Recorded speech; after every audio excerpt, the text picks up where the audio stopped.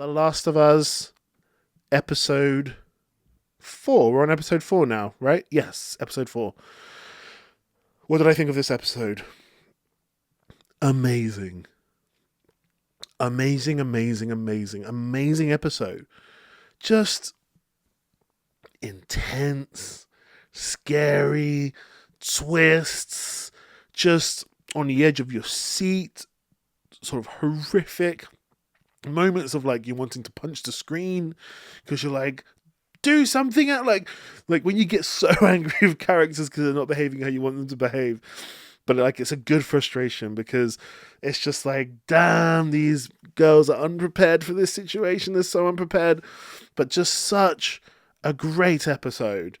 This is going to be a spoiler review, so spoiler. Now you know, but yeah, I guess I'll kind of go through the episode how I remember it. So Dina and Ellie, are approaching Seattle, is it? So it's the big city, overgrown. Obviously, first we had the flashback with the what's that actor's name? He is a fantastic actor, Jeffrey Wright. That's his name.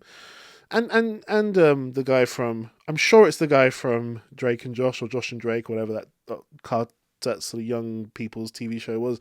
But yeah, it's sort of a flashback about how he, I guess, turned his back on the army and decided to be a wolf who fights back against government. But yeah, like, so we had that flashback really good. But yeah, we've got Dina and Ellie arriving in the city on a horse, just waltzing into the city where there's a million windows where anyone can see them, but they don't seem to care. They're just trotting through the city, and they're like, let's find somewhere nice to put the horse. And they somehow find a music store with doors big enough to put a horse in there. So they go into this music store and they're looking at records and stuff, and there's this absolutely beautiful scene where Ellie is playing the guitar, the acoustic guitar, and she starts singing Take On Me, or Take Me On, whatever it's called, by Aha! And it's this beautiful acoustic version of the song, this acoustic interpretation, rendition, and it's just really good. Her voice is nice. It's a cute, again, I wouldn't, if I was in a world full of zombies and in a world where there are people who will kill you if they find you, I don't know if I'd be playing guitar in an unknown place like that, but they are, and that's fine. And anyway, she's playing guitar and she's playing this Take On Me song, and Dina comes down and just sits and watches. She sits down, sits and watches, and there's no words from Dina.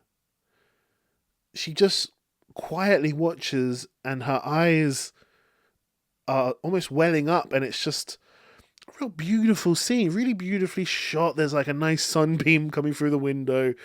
It's this real moment of beauty, and Dina just watching. I'm not quite sure what her motivations are, but it just must be beautiful in a world without music and art, really. Like the world doesn't have that so much anymore in this series, to see this wonderful bit of music, and it's great. It's absolutely it's beautiful. It's really, really beautiful to watch.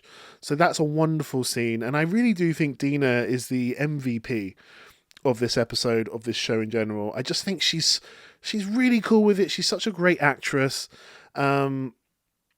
And it showed even more later on in the episode, which I'll get to in a bit.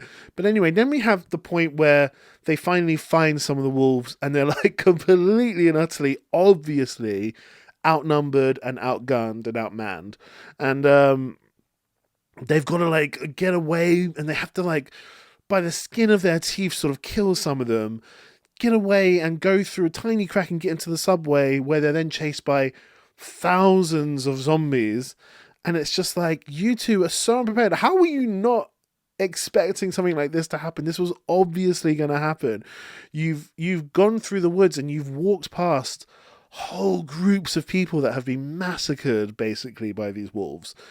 and you're walking into a whole city where they obviously live, and you're just going to sort of walk in on your horse and not expect any of this stuff to happen. You're way out of your depth. You're so out of your depth. But again, they are just young, and they are just these two young people with sort of big dreams, basically. Big dreams of killing Abby.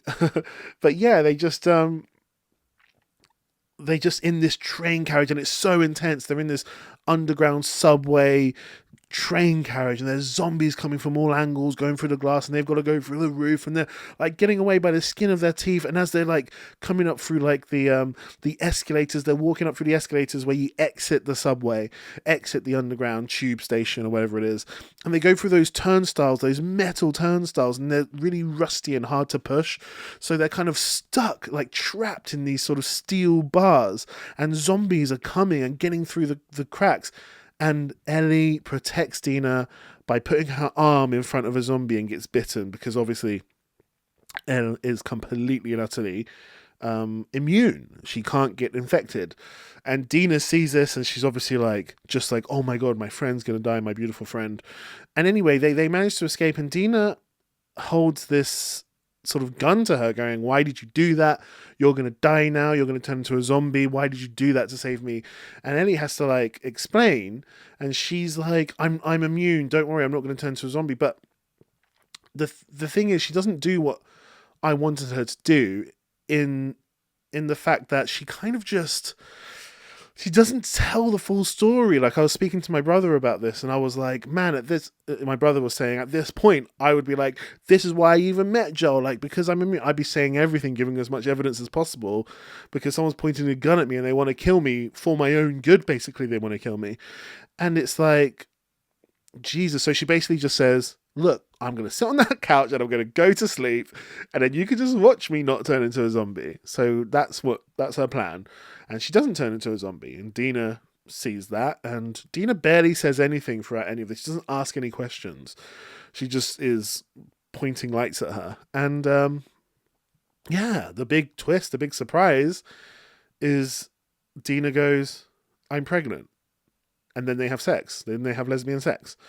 And it was quite random, I have to say.